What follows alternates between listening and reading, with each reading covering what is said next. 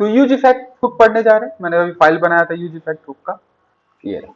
अब सबसे पहले यार देखो, जो हमारा जो ये जो कंपोनेंट पढ़ रहे हैं वो कैसा कंपोनेंट है, फंक्शनल। कैसा कंपोनेंट है, फंक्शनल।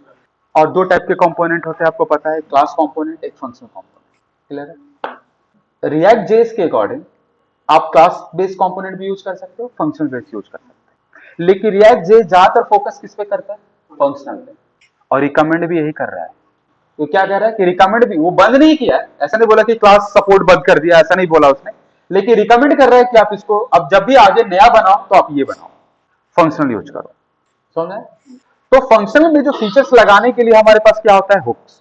तो हर कंपोनेंट, ये जो कंपोनेंट है ना बॉस, इसका एक लाइफ साइकिल होता है। क्या होता है, लाइफ साइकिल। अब उसी लाइफ साइकिल का एक हुक्स होता है, उसका नाम क्या है, यूज इफेक्ट। ये हुक से ऊपर इंपॉर्ट हो जाएगा रिएक्ट का पार्ट। ठीक है? यूज इफेक्ट यहां पे मैंने चलाया और यहां पे एक फंक्शन पास करते हैं। ये पहला लाइफ साइकिल का है, कंसोल डॉट लॉग, और यहां पे लिखते हैं फर्स्ट। क्या लिख दिया, फर्स्ट। समझ में आ गया? अब देखिए यहां पे दिख रहा है, टी हटाते हैं, माइक दिख रहा है। अब नीचे देखिए, कंसोल को चेक कर, यहां पे क्या दिख रहा है, फर्स्ट दिख रहा है ना। अब इसका कहने का मतलब है ये कंपोनेंट है, तो ये एक हुक्स है। हुक समझ में आ रहा है? ये क्या है, एक हुक्स है। ध्यान से समझिएगा मैं क्या बोल रहा हूं। मेरा कहने का मतलब है मेरे पास एक स्टेट भी है, इसमें लिखा हुआ है काउंट, और इसमें लिखा हुआ है सेट काउंट। समझ में आ रहा है ना? यूज स्टेट, वैल्यू क्या है, 0। और यहां पे क्या कर दिया मैंने, अब देखिए 0 दिख रहा है, कोई दिक्कत? मुझे क्या चाहिए, इनिशियल वैल्यू 0 चाहिए, और 2 सेकंड के बाद, या मतलब 2 सेकंड नहीं, अब उसके बाद काउंट की वैल्यू 10 चाहिए, लेकिन कोई इवेंट पे क्लिक नहीं कर रहा हूं मैं, ऑटोमेटिक चाहिए। नहीं आया समझ में? इसका मतलब कि अगर आप ऑटोमेटिक चाहिए, तब आपको एक सोचना पड़ेगा कि यार ये कैसे हो सकता है। पहले मुझे 0 दिखना है, बाद में क्या दिखना है, 10। हाँ, एक बार मतलब 10 दिखना है मुझे, लेकिन इनिशियल वैल्यू 10 नहीं दिखना चाहिए। इनिशियल 0 होगा, बाद में 10 होगा, या मैं चाहता हूं कि 5 सेकंड के बाद वो 10 हो जाए। समझ में आ रहा है? तो 5 सेकंड बाद कैसे लगाओगे, 5 सेकंड कैसे लगाओगे, 5 सेकंड बाद 10 हो जाए। हाँ, तो देखिए यूज इफेक्ट क्या है बताता हूं। यूज इफेक्ट एक लाइफ साइकिल बोलते हैं इसको, लाइफ कंपोनेंट का एक लाइफ साइकिल है। क्या है ये, लाइफ साइकिल है कंपोनेंट। अब यूज इफेक्ट में एक खासियत है, ये जब भी कॉल होता है यूआई लोड होने के बाद। आगे समझ में कुछ क्लियर हो रहा है? मतलब अगर आपका 0 यहां माई हुक 0 हो गया, ठीक है, तो ये, हाँ, उसके बाद ये वाला फंक्शन कॉल। तो जब ये फंक्शन कॉल होगा तो इसमें सेट काउंट में क्या कर देगा, 10।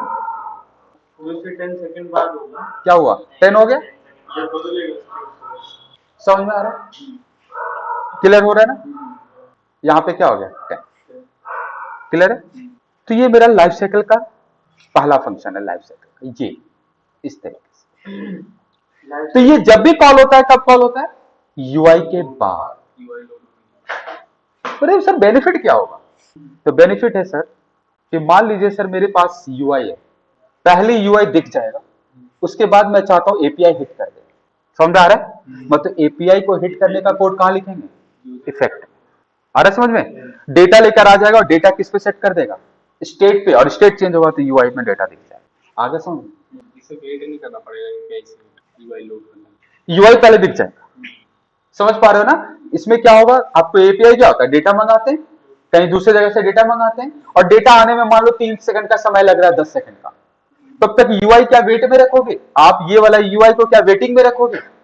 मान लो ये डेटा मुझे बाय हुक दिख रहा है, अब इसमें यहां पे अभी तो 0 था तो दिख गया, लेकिन मान लो कि ये डेटा मुझे 10 सेकंड के बाद दिखना है, ये डेटा मुझे 10 सेकंड के बाद दिखना है। समझ रहे हैं ना सर?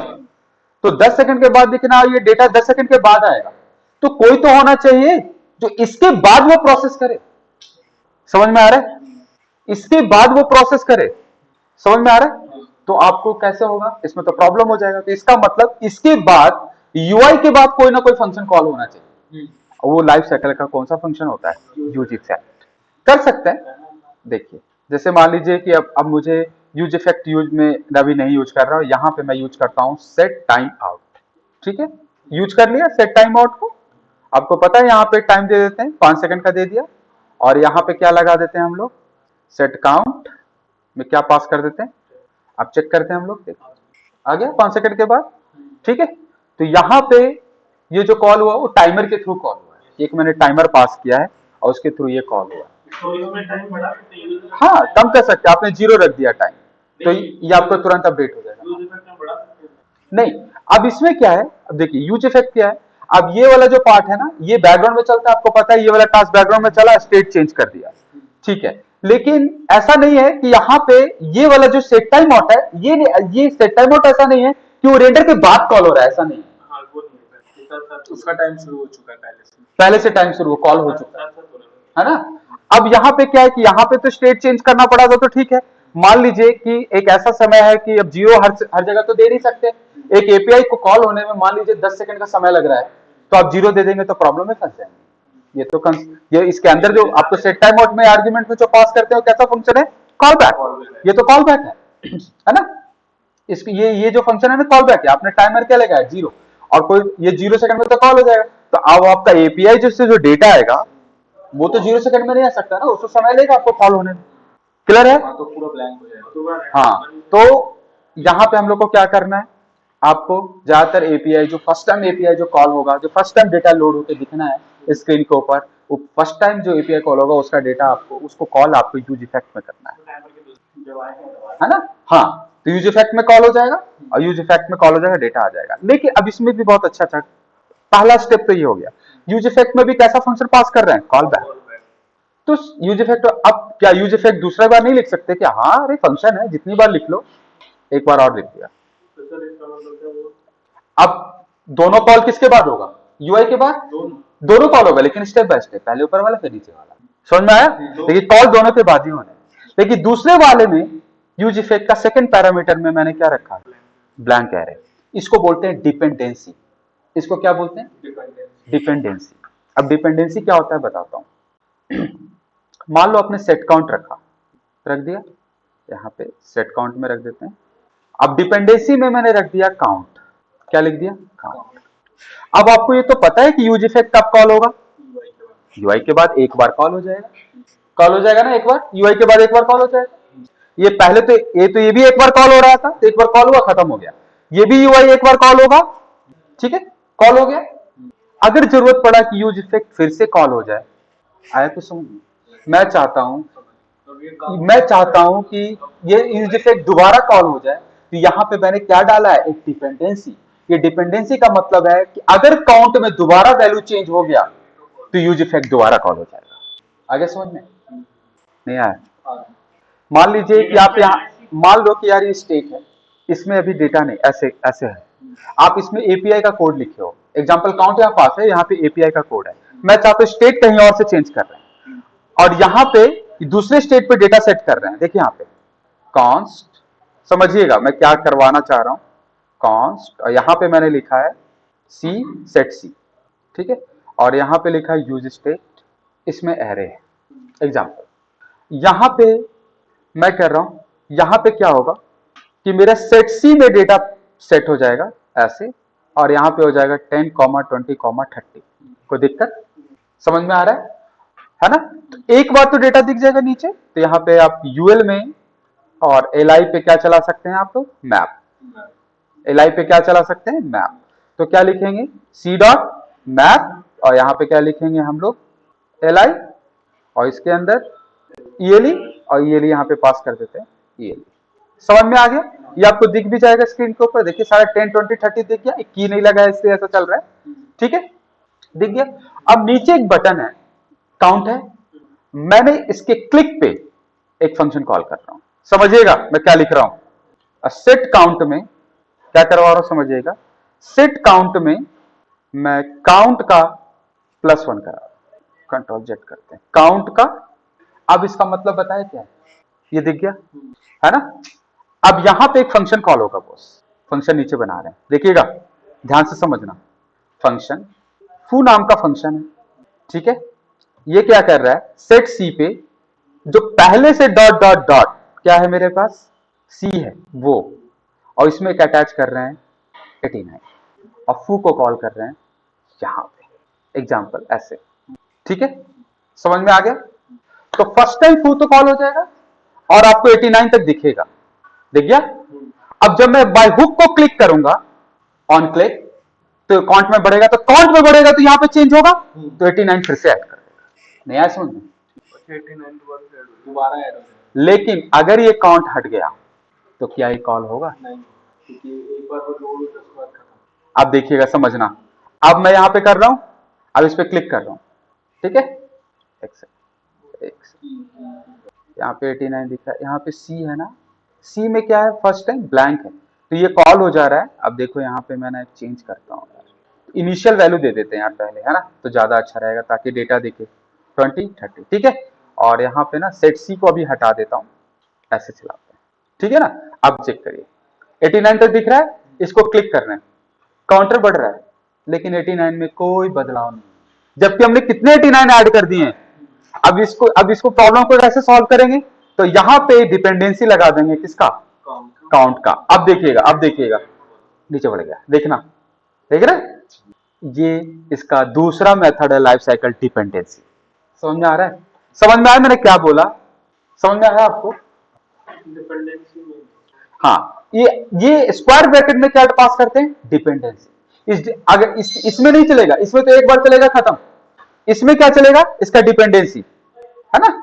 अब एक चीज और, इसमें एक और खासियत है इस वाले में, देखिए, ये जो फंक्शन है यूज इफेक्ट, और यहां पे भी यूज इफेक्ट है, दोनों सेम काम करते हैं, रेंडर के बाद कॉल होना है, लेकिन इस यूज इफेक्ट में कॉल बैक फंक्शन है, और इस यूज इफेक्ट में भी एक कॉल बैक फंक्शन है, लेकिन इसके साथ दो पैरामीटर यूज किया, एक डिपेंडेंसी और इसके अंदर कोई डिपेंडेंसी नहीं है। तो ये फंक्शन क्या होता है कि एक बार कॉल हुआ, और इसका एक मतलब होता है कि जब जब स्टेट में डेटा चेंज होगा तो ये फंक्शन कॉल होगा। एक तो ये पार्ट हो गया। अब इसमें क्या है कि यहां पे एक बार कॉल होगा, उसके बाद जब काउंट में चेंज होगा तब कॉल होगा। ये स्टेट पे काम कर रहा है, काउंट पे काम कर रहा है। करेक्ट। इसका कहने का मतलब जो स्टेट में चेंज होगा, तो इसका कहने का मतलब कि सर आप ये वाला फू यहां कॉल करा दो, तो यार ये तो कोई भी स्टेट पे चेंज होगा तो कॉल हो जाएगा, ये सिर्फ काउंट पे चेंज होगा तो कॉल होगा। मतलब क्लास कंपोनेंट में वो पहले ऊपर वाला वो डिड कंपो, हाँ, component did mount, class component में इसको क्या बोलते हैं? कंपोनेंट डिड माउंट, और दूसरा वाला कंपोनेंट डिड अपडेट, ठीक है। तो ये कब कॉल होगा हमारा? जब तक स्टेट चेंज होगा तो कॉल होगा, और एक बार और स्टेट चेंज नहीं हुआ तो नहीं होगा। ये वाला एक बार कॉल होगा और तब कॉल होगा जब काउंट चेंज होगा। यानी कि ये जो नीचे वाला है वो स्पेसिफिक किसी स्टेट के लिए हमने उसको बना दिया। हाँ, एक बार तो होगा ही होगा, प्लस काउंट में इसको बोलते हैं डिपेंडेंसी। एक बार दोनों होंगे, एक बार तो फर्स्ट टाइम दोनों होगा, ठीक है, और ये फर्स्ट टाइम दोनों हो गया, ये सिर्फ स्टेट चेंज होगा तो होगा, और ये कब होगा? जब काउंट में चेंज होगा तब होगा। अब नीचे देखो, यहाँ पे फर्स्ट देखो इतनी बार कॉल हुआ, देखो अब जितनी बार स्टेट में चेंज करोगे ना, नीचे फर्स्ट कॉल होगा, तो कॉल बढ़ता जा रहा है नीचे फर्स्ट। तो किसी नहीं सर मुझे ना ये वाला एक बार ही कॉल कराना है, यूज इफेक्ट को बार बार नहीं कॉल होना चाहिए, तो इसमें ब्लैंक पैरामीटर के साथ छोड़ दोगे इसको, इसमें कोई डिपेंडेंसी नहीं है, मतलब एक ही बार कॉल होके रह जाएगा। आप जब अब रिलोड करो इसको, देखो एक फर्स्ट कॉल हो गया, अब देखिए अब फर्स्ट कॉल नहीं होना, समझ में आ रहा है? ये काउंट पे बढ़ रहा है, काउंट पे बार बार कॉल हो रहा है, तो फू को फंक्शन कॉल हो रहा है, फू क्या कर रहा है? स्टेट में 89 को ऐड कर रहा है, स्टेट में चेंज हो रहा है तो नीचे यूआई दिख रहा है। समझ में आ रहा है आपको? ठीक है ना। तो इसको क्या बोलते हैं हम लोग? डिपेंडेंसी। अब ये डिपेंडेंसी एक और भी है कि मैं काउंट में चेंज करना चाहता हूं तो काउंट में चेंज हो, अगर ये कंपोनेंट किसी दूसरे के अंदर कॉल हो रहा है, तो अगर प्रॉप्स में भी कोई चेंज हो तो भी कॉल हो जाए। तो आपने कितने डिपेंडेंसी डाल दिया? 2। और इसमें आप जितना डिपेंडेंसी डालना चाहें डाल सकते हैं, डॉट डॉट डॉट पे। हाँ, प्रॉप्स में भी चेंज होगा तो कॉल हो जाएगा, काउंट में भी चेंज होगा तो कॉल हो जाएगा। समझ में आ रहा है? तो एक तो विदाउट पैरामीटर है, एक ब्लैंक है, और एक कैसा है हमारा? डिपेंडेंसी के साथ। ठीक है, तो ये सबसे ज्यादा मोस्टली ये वाला सबसे ज्यादा यूज होता है, सबसे ज्यादा। तो ये हमारा किस पार्ट में आता है? Life cycle. यूज इफेक्ट बहुत इंपॉर्टेंट है, ठीक है ना। समझ में आ रहा है ना। तो यूज इफेक्ट मल्टीपल यूज कर सकते हो आप, दोबारा कभी जरूरत पड़ा यूज इफेक्ट का तो आप दोबारा यूज कर सकते हैं। आपको कहना है कि नहीं प्रॉप्स पे चेंज हो तो ये वाला कॉल होना चाहिए, जब प्रॉप्स पे आप अलग अलग टास्क करा सकते हैं ना, काउंट चेंज हो रहा है तो फू कॉल करा रहे हैं, प्रॉप्स में चेंज होगा तो इसको कॉल कराना है, डिपेंडेंसी ऐसे दे सकते हैं। 3 यूज इफेक्ट हुक्स का यूज किया है, क्लियर हो रहा है। मल्टीपल हुक्स का यहाँ पे आप यूज कर सकते हैं, ठीक है। अब यहाँ पे तो यूज इफेक्ट में बेसिकली पार्ट देखो, इस यूज इफेक्ट के अंदर यही पार्ट है सबसे इंपॉर्टेंट, इसका यूज आप कैसे करते हो, ठीक है ना। अच्छे अच्छे एग्जांपल इस पे, और इससे ज्यादा आपका ज्यादा यूज नहीं होगा। तो यूज इफेक्ट का यही है मेन कॉन्सेप्ट जो हम लोग को पढ़ना है। अब देखिए